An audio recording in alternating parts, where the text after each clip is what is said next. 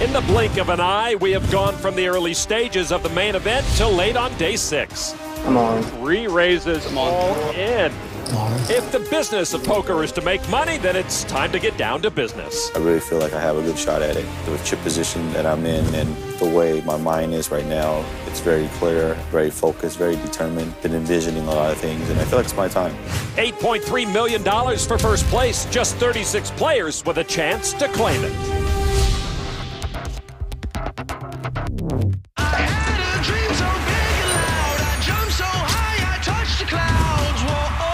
Texas Dolly Brunson, who wrote the book.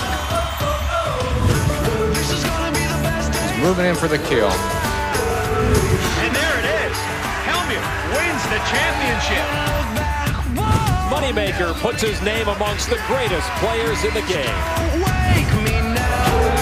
Greg Merson is the main event champion.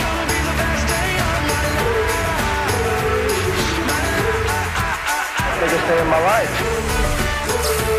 Main event, day 6.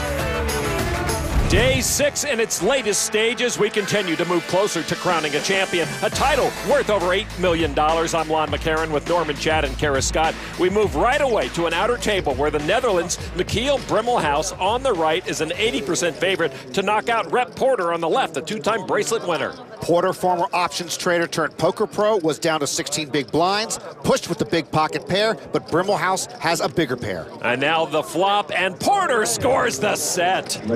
Porter with temporary relief, Brimmelhaus with some heartburn. You saw Brimmelhaus flinch at that flop. Turn card now. Pairs the board, bad card for Brimmelhaus as Porter turned a full boat. Brimmelhaus still can win it with a river queen. He did spike an ace on the river to double through Porter's queens on day 5, but he can't get the win here. Rep Porter doubles to over $3.5 million. We've seen Porter get lucky in a couple of big spots. Brimmelhaus now on a short stack. Cut down to just 23 big blinds. Rep Porter dishing out the bad beat to stay alive with a fortunate flop. Another great player who's had some luck along the way, 2001 main event champion Carlos Mortensen. You call it luck, Lon. I call it kismet. You can look it up. I need a chip leader right here and a short stack right here. J.C. Tran with an early Christmas wish. Oh, man, I already got him a set of Sacramento Kings napkin rings. And there's chip leader Anton Morgenstern with almost $15 million. The 22-year-old German pro cuts a lean and mean figure at the table. Morgenstern and Chris Lind have separated themselves from the pack. 4 tables of 9 remaining. And as soon as we have 1 table of 9 remaining, we're done. These players can see the November 9 from here. At the secondary table, everyone's eyes on 58-year-old Steve G. Former internet phenom David Benefield with a smile despite a below-average stack. And there is Chris Lind, the former investment banker, second in chips overall. Lind, Benefield, and G all at the secondary featured table. Lind has double the chips of everyone except Jay Farber. His buddies call him Lind-sanity. An investment banker winning this would be insanity. G, the shortest stack here with just 21 big blinds. He'll probably have to bluff less, but there's only one rule at the main event: never count Steve G out. And he has been impressive again this year. David Benefield has been impressing people with his poker skills for years. He has raised it up to $200,000 with ace-jack folded to the big blind. Bruno Kawauch with aces. 110th in last year's main event. He has an advertising degree from Mackenzie University in Sao Paulo. I believe they are the Horned Frogs. Yeah, we talked about G's back-to-back performance. Kawauch with some decent back-to-back skills as well. And there is a re-raise to $550,000. You know, Benefield was a high school pitcher. He's blowing on his left hand. Apparently he thinks he's still pitching and it's cold out. And he was a very good pitcher. His career ended his senior year when he tore the labrum in his pitching arm on a headfirst slide to first. Now the original raiser has the action.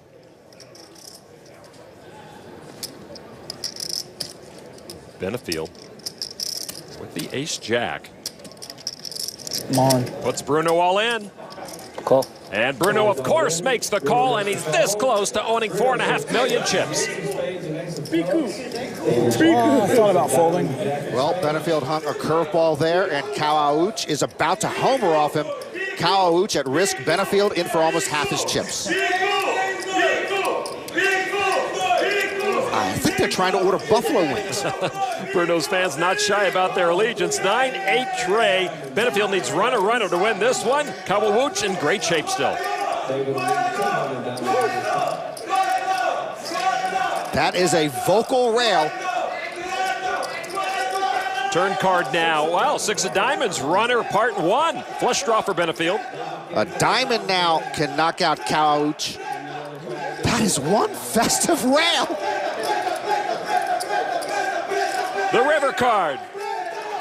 10 of spades. Benefield misses and makes Bruno Kawawooch a happy Brazilian. Actually, he seems to make all of Brazil happy. Yeah, he's got to go over there and give his rail some love. And Benefield down to 22 big blinds. And that is entering the yellowish red zone in the poker vernacular. Lost almost half his stack there. At least it wasn't a 10 of diamonds on the turn. Yeah. That'd be a real brutal slap. They're going to change his. You need to change it. They're going to puke here. You guys go to another table. No vomiting on the table, sir. Huh? No vomiting on the table. Yeah, I'll try. That's my one home game rule. No runners. Every year we see deep runs accompanied by very deep rails. Friends come to support their friends trying to win millions. This creates an atmosphere at the Rio unlike any other poker tournament. So Norman, what makes a good rail and can it impact play? First, it disappoints me that we don't have a rail for our stand-ups. College Game Day has a rail. What makes a good rail? People, lots of them. When I made a World Series final table here, I didn't have a rail. I had Lon tweeting poorly worded updates from 400 miles away.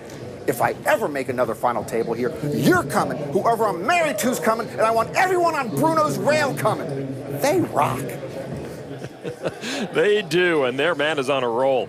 Chris Lind fans have plenty to cheer about as well because the former high-stakes financier has over 14 million chips at the moment. He decided to play poker full-time a few years ago and has not looked back since. Chris very up and down in poker, took a bartending class earlier this year and then just before this World Series, needed money and got a job as a bartender at the Turn in Suffern, New York, owned by his friend, bracelet winner Jason Young. Jason gives Chris an 8.5 for effort, but just a 4 for quality and execution as a bartender. Chris declined to comment on Jason as a boss. Chris in early position here with 10-9 offsuit and with 14 million can afford to color outside the lines once in a while. A raise to 200,000. By the way, Lon, we have a reserved spot at the Turn. They leave a special table empty for us at all times. Well, actually, you'd have to be with me to get it. Oh, that's a problem. Ace-9 of hearts for Steve G with just 21 bigs. He quit playing poker full-time for 20 years. What a second act this has been. Indeed, but he's going to have to use every trick in the book to coax chips into his stack with ace-9 of hearts he calls. The truffle fries are excellent at the Turn, Lon. I know you're a truffles guy. I am indeed. Big blind Jay Farber with ace-jack, and he'll come along for 100 grand more. Farber knows a thing or two about good truffles and good times here in Las Vegas. So it's going to be the 2 young studs and the geezer. 3 hands looking to improve. The flop, tray 5-9. Farber misses top pair for the other 2. Oh, and looks like the dealer just knocked the deck out of her own hand. What do you do? I'm staring at an ace. I know. I just hit my hand and they fell out. Another unique situation. Yeah, these dealers do a great job. You rarely see this happen. There's no action. Nearby floor staff will try to settle this. We're going to expose this card for everyone. The rest of the flop is still intact. This is exposed. So the briefly exposed card, the ace of clubs, comes out of the deck. It's dead. Interesting info for both G and Farber, Check. no doubt. Farber checks. Now, let's take a look at what happened, actually, from an overhead camera to the dealer. Yeah, let's take another look at the dealer's action. And it looked like the cards just slipped out of her hand, but I'd have to see the reverse angle replay to be sure. All right, so Lynn bets 325 after Farber's check. Remember, G went broke playing poker in his late 20s, went back to college, worked 9-to-5 jobs for 20 years, and now comes back to see visions of his old self across the table. And he saw visions of his best card go into the muck after the ace of clubs exposed, but he does make the call here. Farber folds his ace-jack after missing the flop. So heads up, Lind and G now. 6 of diamonds. Lind gets no help there. Lind's style is super aggro fearless. He's pretty much tried to run over every table here at the main event, and it's been working. Big stack will allow you to do that. All in. And he puts ultimate pressure on G right here. Chris is all in. G, top pair, top kicker. Only 15 big blinds left in his stack.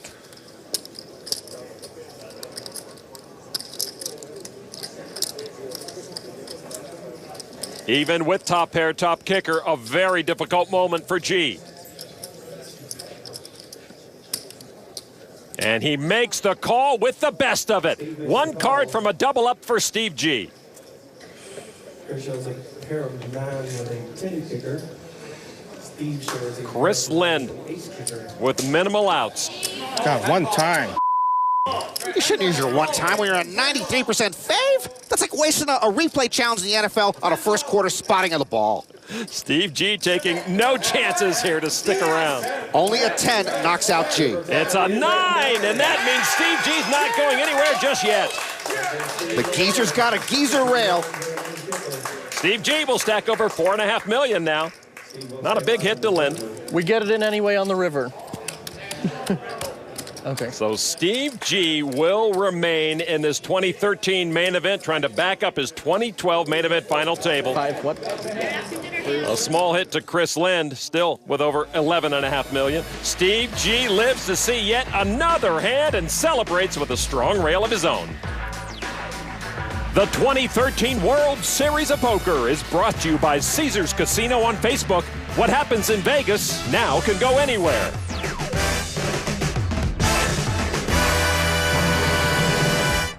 There you see the lights of downtown Las Vegas making a nice comeback inside the Amazon Room at the Rio, the final stages of the main event. Everyone guaranteed over $229 grand, but that first place prize of $8.3 million, so intoxicating. That is Claymon Tripodi at an outer table, who has a king-high straight against Dan Owen, who turned a Broadway draw. Tripodi, 28-year-old French pro living in London, used to play a lot of soccer. Owen, 65-year-old private investor from Napa, California, oldest player left in the main event. $475,000 from the Frenchman. And now Dan Owen. Owen, a retired executive. He was president of Hasbro in the 1990s. And Owen's not toying around right here. He raises Tripodi all in. Boy, that is an ambitious bluff by Owen. And Tripodi's got to make a decision for his main event, but it is for almost all of Owen's stack two. That look, that body language, the essence of the game. Make your opponent squirm. Tripodi with the straight. Nothing beats him but ace-10. Very unlikely.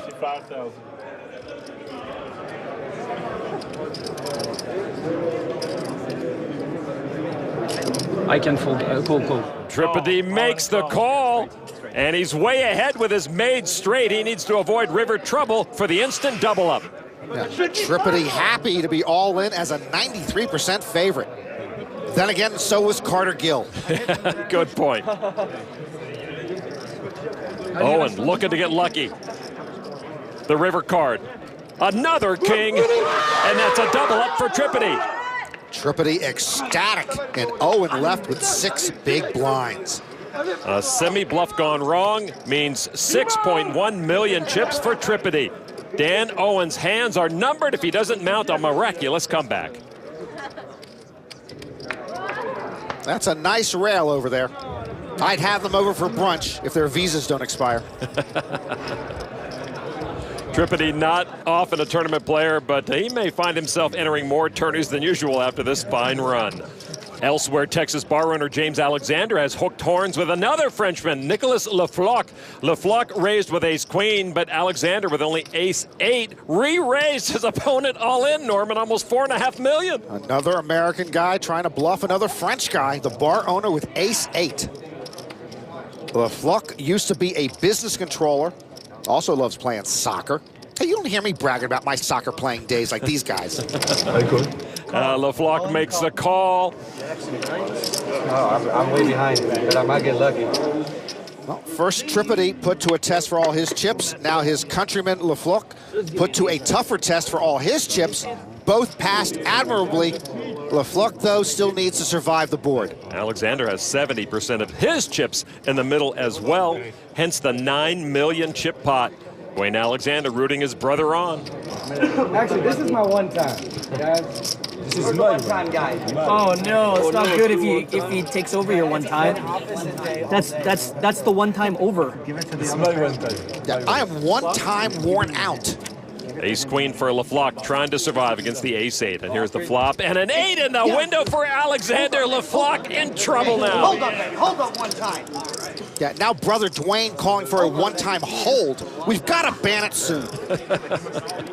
LeFloc suddenly battling for his tournament life from behind. Turn card. A 6 puts an open-ender on the board for a chop. Indeed, now with a 4 or a 9, they would chop the pot. With a queen, LeFloc would win it all. Otherwise, he is done. King, give him an ace. Let's give him a pair. The river card. Ace of hearts. Alexander scores the knockout somehow with ace-8. Give him help. Make him eat. Tough exit for the Frenchman. A knuckle bump from Alexander to his vanquished foe. Nicholas LeFloc out in 35th will leave the main event with a lingering memory of ace-queen failing him and the crazy Texan who got lucky. Alexander looking at almost 11 million chips in his stack. Big call. I didn't know my player, I guess. I didn't think he'd risk his tournament. Dwayne likes the look of this. And I knew it wasn't risking mine. James Alexander not one to keep his thoughts quiet, as we found out when we mic'd him up earlier on day 6. A long way to go. That's okay. Let me look at you, good looking. You never close your eyes anymore when I kiss your lips. A lot of poker to play. Scary. I'm a contender. What's going on, brother? Have you met my mother? Wait, what? I'm gonna get sashimi. What are we doing in that hand? We didn't have anything. It's really starting to get tedious. Be nice. If you don't have something nice to say, don't say anything at all. How many hours a day do you spend on the internet? I check. What do you have, sir? Playing with children here. Give him hell. Give him hell. Make him eat. No horn. Such a goofball. All I know is I've needed to pee for about 50 minutes. That's the truth. Sometimes you're the pigeon, sometimes you're the statue, right? Pretty close. Messed it up now. You know, I don't even watch the money part or whatever. I don't get the feeling that most of the floor cares James, about that. It's not about you caring about the money, but they do, so you use that to your advantage. That's the knowledge you need. Make sense? They do. Which one? I mean, I guess all the kids do. The players, exactly. Some of them makes a lot of money to them. Yeah, some of it is, I guess. I mean, that's good. I mean, you're right. You're right. I'm not even paying attention. All of that money up there is consolation prizes. We're playing for $8 million. The bluffs are more audacious. The double-ups more important. We are late on day 6 of the main event. Here at the featured table is J.C. Tran. He's a pro's pro with an important family life back in Sacramento, California. All right, well, welcome to the Tran household. One of my typical mornings, my favorite mornings, is when my wife gets up and makes pancakes, chocolate chip pancakes, my favorite. I mean, I brag to all my friends about how good her pancakes are. And I have my son Peyton right here. He's gonna help out. What are we having for breakfast? What are we making? Pancakes. JC's on the road usually about half of the year, but since we've had our son, he's cut down a lot and really focused on the tournaments that are most important to him, because now his most important focus is our family. I don't want to be 40, 50 years old, spending the majority of my time on the road or in casinos and not knowing what my kids are up to. Some pictures of what's going on in my fridge. This is my baby girl. Picture of the ultrasound right here. She's due in November. When I wasn't married and didn't have a kid yet, I didn't mind being on the road 3/4 of the year. Now my goal is to cut back and be on the road less than 1/4 of the year. He sometimes brings me pizza and brings me coffee, and you know, you never say no to your toddler, no matter who you are. You can just play along with it. And I got pizza and coffee, and it's the best pizza in the world right here, the best coffee in the world. JC also grew up in Sacramento, the youngest of 8 children, and he says his wife Heather keeps him grounded. J.C. Tran with a lot of success in the main event. The average player cashes about once every 10 years. J.C. has cashed 6 times in that time frame. And those 6 cashes have J.C. tied for 12th all-time for finishing in the money at the main event. J.C. Tran sitting right now with the biggest stack at this feature table, over $11.5 million. Matt Reed could get a little richer with 2 red kings, a raise to $200,000. Reed 89th at the 2010 main event. Carlos Mortensen, ace, jack, offsuit. This is the Matador's 3rd main event cash, and according to my records, he won it all in 2001. He did indeed. Carlos calls. Tran with ace-6 of clubs. JC has a college degree. Matt has a college degree. Carlos, too. You know, there is a Poker for Dummies book, but poker is not a game for dummies. Why do we play then? Yeah, exactly. Timoshenko folds a weak king. Jackie Glazier now. By the way, here is a case where the min raise brought JC in with the weak suited ace. If Reed raises, say, 3 or 3.5 times the big blind, it's more likely Tran folds. 3 players will see this flop.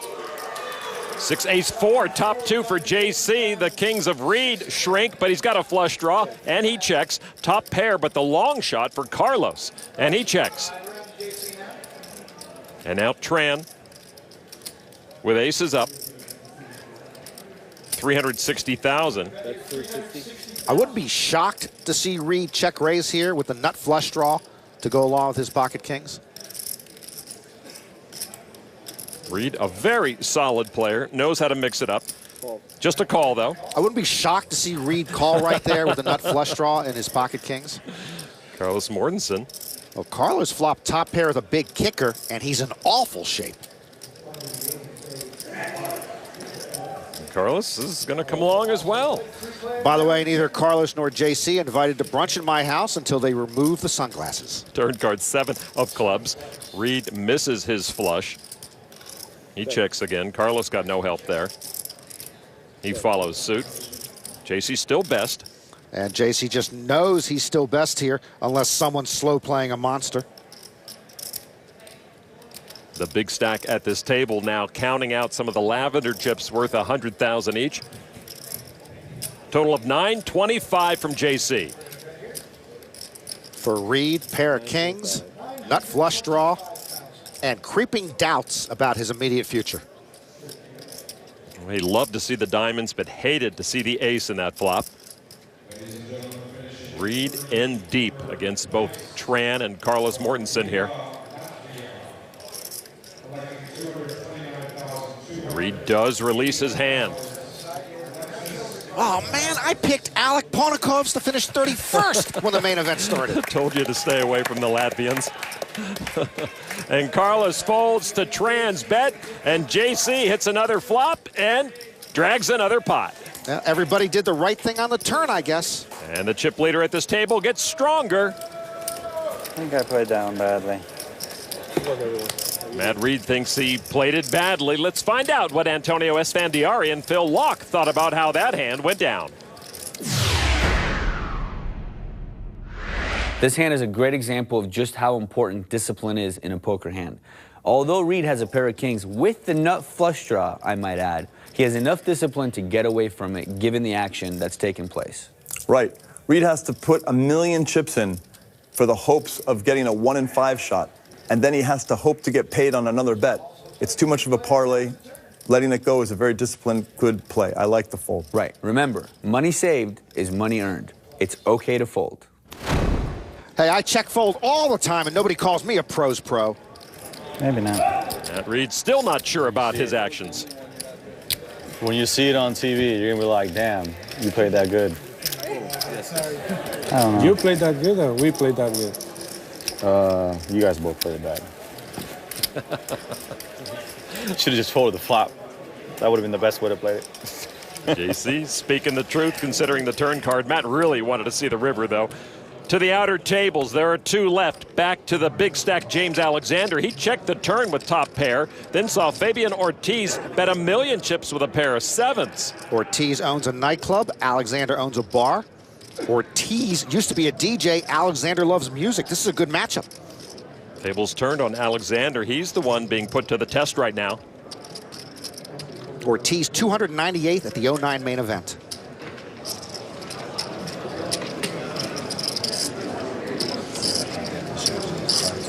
Alexander gives it up. Ortiz shows the bluff. You want to quiet the yapper? Show him a bluff.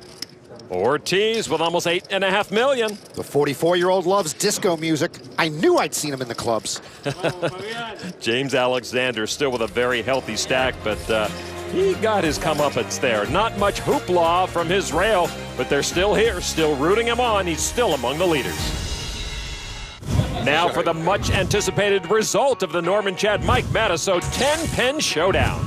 All right, the concluding frame of this grudge match now, here from Gold Coast. I got to admit the pressure's on me. I've led the whole game. He rolled 4 straight gutter balls to me again. If I lose now, it really will stay with me. I'm going to bowl the first ball without my glasses. It looks good. Head pin is good. Chad coming through! Go! Uh-oh. This looks good. This, I can't believe it! But he opens up in the 10th. I'm done. Matasso on the comeback trail. Perhaps the biggest ball in Matasso's career. That could be high. No! Okay, this is it. It's coming down to this. I need to make this. The possibility of a tie does exist. Matasso needs this to stay in the bag. No! What was that? He opens up in What the was that?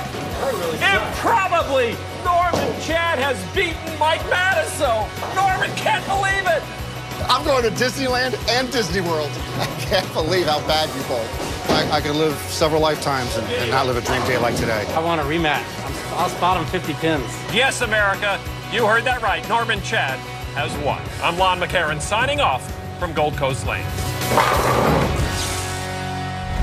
Don't give him the rematch. You can hang on to this forever. Well, some guys like the Mouth are terrific at their local alley, but you put them on the TV lane and they freeze up. I got a face for radio, but I've got a bowling stroke for TV. Secondary table on the button. Bruno Kawawuch, 9-8 of hearts. He plays soccer and tennis. I play soccer, tennis, and bowl. Don't do it. Oh, I wouldn't do it on this one. Friendly counsel from the small blind. One player per hand. Oh, he's doing it. A race to 200,000. Lind now in the small blind. King 10. We talked about Lind working as a bartender. Jared Jaffe, no relation to Jonathan, who also cashed in this main event, also worked at the turn earlier this year when he needed some money. Jason Young's like a modern-day Knish over there. Lind wondering why Bruno raised it up, but he'll try to find out. 150,000 for the call. David Benefield in the big blind calls as well with King 10 as well. So 3 players will see the flop. King, 6 jack, 2 hearts, a flush draw for Kawawuch. Top pair for both Lind and Benefield. Lind and Benefield, Lon, both have King 10. And they both flopped a king. Oh, I saw that. And now Lind, who warned Bruno, no, don't do it, is going to lead out. 240,000. Benefield now. Benefield's reaching for chips, Norman. He wants to play. That's a call. One King 10 bets, the other King 10 calls. And now the Formula One driver with the flush draw is going to do something. 240. You heard him. 240,000. That's a call. Bruno calls as well. All 3 players will see the turn card. So $1.4 million in the middle. Turn card is a heart. That gives Kawawuch a flush.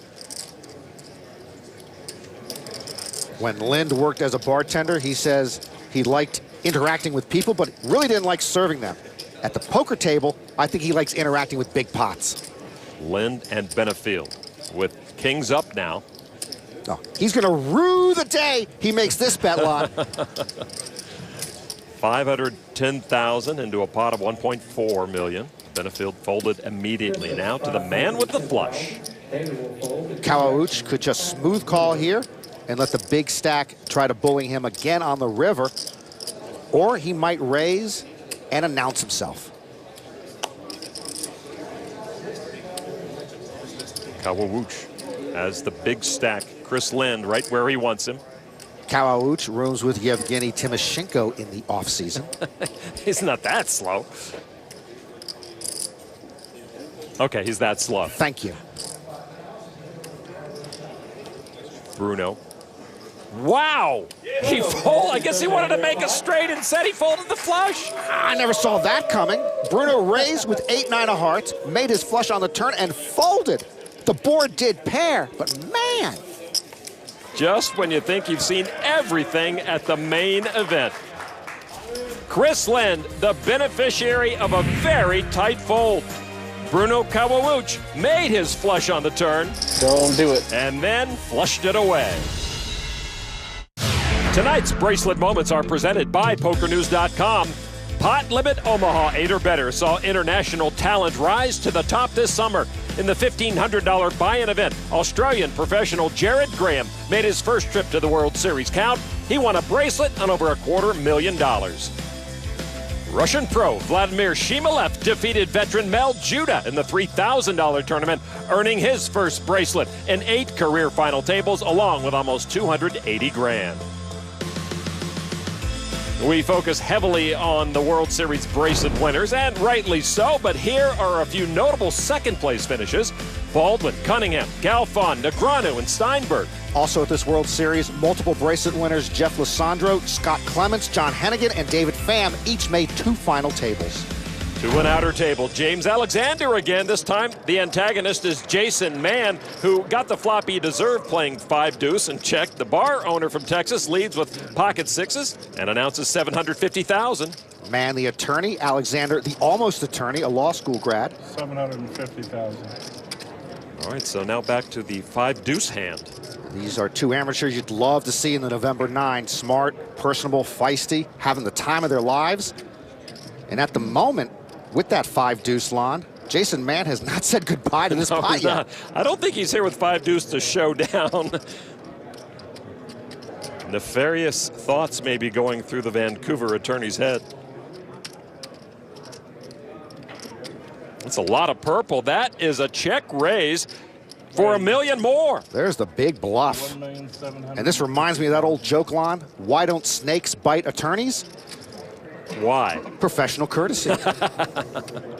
Oh, man, just watched Alexander get bluffed off a hand by a table mate. When a person assists a criminal in breaking the law before the criminal gets arrested, we call him an accomplice. When a person assists a criminal in breaking the law after the criminal gets arrested, we call him a defense lawyer. Ladies and gentlemen, I present you Jason Mann. Well, how trusting is the Texas bar owner? James Alexander gets bluffed again. And Mann shows him the 5-deuce. People like to show bluffs to Alexander. And I'll say this, if I'm in court, I want Jason Mann on my side of the aisle. You've been owning me all day, man. Owning my ass. By the end of the tournament, I'll get you. You might own me by the end of the tournament, too. But it's okay. I got my moment of glory, my ESPN moment. Mann wins the pot, but Alexander likely will file an appeal. All you had to do was say all in, and I would have gone out on my head. I almost did, and I said, man, I just got all these chips. What am I about to do? What if he says call? He says call? $4 million's going in on the turn. 31 remain. Average stack up to 6.1 million and change. Back to a very talented featured table and a wide range of chip stacks late here on day 6. We're playing down to our final 27 here on day 6. Action on Carlos Mortensen, early position. 6-4 off into the muck. Sergio Castelluccio, the Italian pro with 2 red 10s, quickly raises to 200,000. Everyone min raises. It's so boring. Come on, people, mix it up. Even Kim Kardashian goes out every once in a while without a Louis Vuitton handbag. Folded to the big blind. Jackie Glazier, ace, queen, offsuit. She got a part-time job as a teenager to pay for tennis lessons. Sports has built a competitive drive in her. I never give up, she says. Getting short on chips again. I'm all in. Jackie announces all in for almost $2 million. A quick call from Castelluccio and his 10s. Well, she's had one move of late, and it's been working. Glazier under 20 big blinds and looking for another double-up. Jackie's avenue to this point, not unlike many others, playing well, getting a card here and there, strong folds. Now another prime moment in this main event for Jackie Glazier. The flop, all 9s. Well, she's still looking for an ace or a queen, but she got another out. Well, it's been a lot of pressure on the last woman standing, and you can just feel her anxiety. She's just on edge. Her rail on their feet. Turn card 5 of clubs. Castelluccio still best. Jackie's husband Jamie and other supporters in the background there. Glazier's got to have an ace, queen, or 9, or her main event is over. The river card, King of Hearts, and the last woman standing stands no more at the 2013 main event. Good game. Thanks. Jackie has proven yet again on a World Series stage she is a poker talent, not one to be trifled with. Good luck, guys. Good game. Thanks, JC. Great run, but at the moment, great disappointment for Jackie Glazier. Castelluccio adds to his chip stack, but with this showing at the main event, Jackie Glazier adds another stellar performance to her resume. That's all right. Jackie Glazier's run as last woman standing comes to a conclusion. 31st place and the respect of poker players everywhere. Jackie Glazier had an emotional main event, so many highs, including that river card against Chris Johnson. She survived with pocket jacks early on day 6, but when she ran ace-queen into 10s, her main event ended. She's right now with Kara Scott. 6 intense days of poker in the biggest tournament in the world, and the added pressure of being not just the last female in the field, but the last Australian. Can you feel the sense of accomplishment yet, or is this sting too great? I think I will tomorrow. Yeah. Can you talk to us about the experience of playing this deep into this event? I think the closer you get, it's just right there. So, yeah, it's more disappointing, I think, the deeper you get, even though obviously it's an accomplishment. It's just more disappointing, I suppose. You seem to have an incredible rail behind you. Can you tell us about your support crew? Yeah, I've got friends and I've got my husband here, and yeah, they've been amazing, and it's been a rough day, and I've sat there throughout it all today. So, yeah, I don't know what I'd do without them here now, especially, yeah. Well, congratulations on a great run, and we do lose Jackie Glazier from the main event. And so Barbara Enright, still the only woman to ever make the main event final table with her 5th place finish in 1995. To an outer table on the left, Daynard Pettit, 3-bet with aces to 475. Sylvain Loosely with Queen Jack. Say that again? 975. He's going to get a little fancy with Queen Jack. The French version of Super System has a whole chapter on playing Queen Jack when the player to your right shows strength. I'll spare you the details. Now Mark-Etienne McLaughlin, the original raiser. Not so committed to the hand anymore. He gets out of the way. So back to Pettit with the aces, and just a call for $500,000 more. Oh, Pettit plays it coy. Get me the Pettit file on. He's originally from New York, now lives here in Las Vegas. Heads up with the French pro. Very similar chip stacks of just over $7 million each. The flop, deuce, 9, jack, 2 clubs. Sylvain Loosely with top pair, but not good enough. Pettit checks. I'll be perfectly frank with Sylvain Loosely. The hoodie is no match for male pattern baldness. Pot, kettle, yeah. Hey. Loosely with top pair. Loosely has Pettit covered. Loosely likes to surf. He's going to do some surfing right now. Boy, he's run into some dangerous waves here. And it appears that Pettit's slow play with the aces will bear fruit. Loosely putting chips together, $950,000 with top pair. He will rue the day he made that bet, Lon. I can't be wrong twice in one day, can I? Never seen it. But now Pettit. Loosely has awakened the monster. There's the check raise to $2 million from Pettit. That's essentially a min raise plus a squatter's tax. Loosely with top pair, crushed by pocket aces. I guess he could put Pettit on a flush draw or straight draw. Well, it's just a matter of whether or not Loosely is getting the message, and now he's cutting chips out already. And there is the call for just a little more than $1 million. Now Pettit looks a little worried now. The king of clubs, 3rd club on board, gives Loosely a straight draw. I don't think Pettit's wild about that card. Straight and flush draws got there.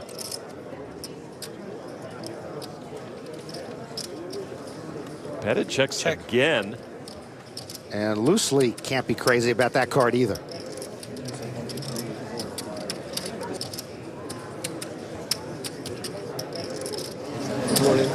Von Loosely moves all in.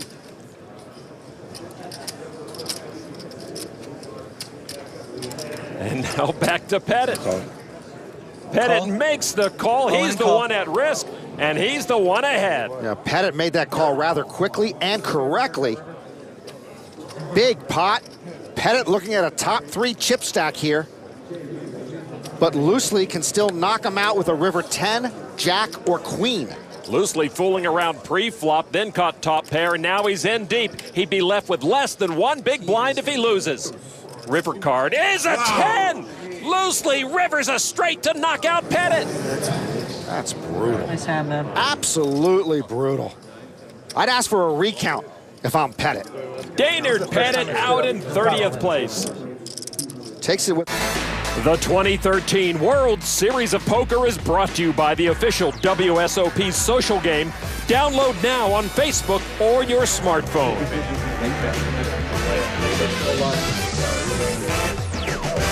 Checking out the Day 6 action as fans get some pictures with the poker brat. I'm slightly ahead, actually. Well, not ahead, but James Alexander's Jack-10 suited is a slight favorite over the pocket trays of Philip Long, who's all in for his last $1.5 million. And I already used my one time. I don't have to get real lucky. I actually have to hold up. One of those situations where the pocket pair is allegedly an underdog, not according to my Maryland math. Here's the flop. Oh, a jack of the window and a 10. Bottom 2 for Alexander. Now he's ahead. No running hearts. Alexander nodded at that flop like that was supposed to happen, and the pocket pair now a huge underdog. A 9 on the turn, the light in the tunnel dimming for Long. Only a river 3 saves Long. It's a river 8. James Alexander scores the knockout. Philip Long out of the main event at 29th. James Alexander putting the Texas back in Texas Hold'em. Long with his second World Series cash ever. And now, James Alexander back to almost $9 million after having a rough patch at this table. Daddy. There you go. Hey. 28 players left. One more to go before the night is done. Just 2 outer tables in play. At the other one, tournament chip leader Anton Morgenstern on the right just re-raised the ace-jack of George Wong. Come on. You heard him, $3.2 million. Wong thinking Morgenstern might have re-raised light with the big stack. Anton ponies up $2.2 million more to try and put Wong on the rail in 28th place. Wong, the New York Law School grad / filmmaker who just had a baby boy, pushed with 32 big blinds left. Unfortunately for him, Morgenstern had a big enough hand. All eyes on this table. Could this be the end of day 6? Morgenstern trying to get us to our final 3 tables of the 2013 main event. Wong is the one at risk. Here's the flop. 10 deuce deuce. The pocket pair holds up. A swing and a miss for Wong. Status quo. Wong still hoping for an ace or a jack. Turn card. 6 of hearts. Wong now. At the moment, all poker players dread hit the river or go home. George Wong doesn't want to go home. Anton Morgenstern wants to send him home. Wong needs an ace or a jack. Another deuce. Morgenstern's pocket pair holds up. George Wong's run has come to an end. Another bust out. More heartbreak at the main event. Wong's first recorded live poker cash is worth a bundle, and Morgenstern raises the bar on his leading chip stack to nearly $22 million. So, day 6 now in the books officially. 1 full day left in the final table in November. Steve G's still alive. You know, to save Steve G travel time, they should just move the main event to his home. J.C. Tran with nearly $12 million. I stand corrected. The main event should move to J.C. Tran's home. The Matador also in good shape. I got to correct myself again. Carlos Mortensen is not going to Sacramento to play poker. But it's German Anton Morgenstern with the dominating stack. He's tall, young, and debonair, but he doesn't know where Sacramento is. Morgenstern has almost an $8 million chip lead over second place Sylvain Loosely. 6 players over $10 million. Hey, it just occurred to me, Chris Lind should ask James Alexander for a bartending job. What an aggressive bar that would be. Canadian attorney Jason Mann with a slightly above average stack. I have never seen longer names on a leaderboard in my life. What is going on? The bottom 9 features Steve G with over $3 million, David Benefield, the shortest stack going into day 7. Can G really make it to back-to-back main event final tables? Wow. Job's not really finished because back-to-back means back-to-back final tables. You know, final table and a day 7 is great, but it's still not a back-to-back. As the rails of the remaining players grow, the importance of each pot grows too. All of that money up there is consolation prizes. We're playing for $8 million. Once I get over the disappointment of the day, it'll be something I'll really look back and be happy about. James Alexander lacks patience, but doesn't lack chips. A lot of poker to play. Scary. I'm a contender. For Jackie Glazier, many memorable moments, but ultimately a 31st place finish that leaves a woman missing from the final table for the 18th straight year. 27 now left. 1/3 will make the final table. I got my moment of glory, my ESPN moment. For Norman, Chad, and Kara Scott, I'm Lon McCarran. This has been a presentation of ESPN, the worldwide leader in sports. On to day 7.